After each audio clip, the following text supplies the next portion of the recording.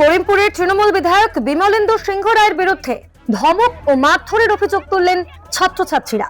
এরপরে বিধায়কের বাড়ির সামনে বিক্ষোভ দেখাতে থাকেন তারা। যদিও এ বিষয়ে বিধায়ক বিমলেন্দু সিংহ রায় ঘটনার পিছনে বিজেপির হাত রয়েছে বলে জানিয়েছেন। প্রথম কথা হচ্ছে সে সর্বৈব মিথ্যা, মিথ্যার পেছনে দৌড়াই, সত্যির নাগালে বাইরে চলে যায়। সুতরাং ওরা উদ্দেশ্য প্রণোদিতভাবে আমাকে হেকল করবার জন্য এরকম একটা চক্রান্ত করেছিল, কিন্তু আলটিমেটলি সাকসেস হয়নি। এরা কারা এর পেছনে আছে বলে আপনার মনে হয়?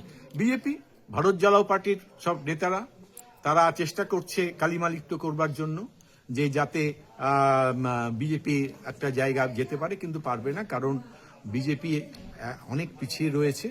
সুতরাং বিজেপির এই চক্রান্তকে আমরা কোনো মতেই রিয়াক্ট করব না। আমাদের দেশের ক্ষেত্রে খুব ক্ষতিকর, অর্থাৎ একটা সুস্থ সবল জিনিসগুলোকে নষ্ট করে দেয় এরা। তাই যারা এটাকে নষ্ট করতে চলেছে, সেই বিজেপি সমর্থিত যারা, তাদেরকে বলবো যে আপনারা ওই দলটাকে ত্যাগ করে অন্তত পক্ষে মমতা বন্দ্যোপাধ্যায়ের আদর্শে অনুপ্রাণিত হয়ে এদিকে চলে আসুন, তাহলে আপনারা বাঁচবেন। যদিও বিমলেন্দু সিংহ রায়ের অভিযোগকে মিথ্যা বলে দাবি করেছেন স্থানীয় বিজেপি নেতা সন্দীপ মজুমদার।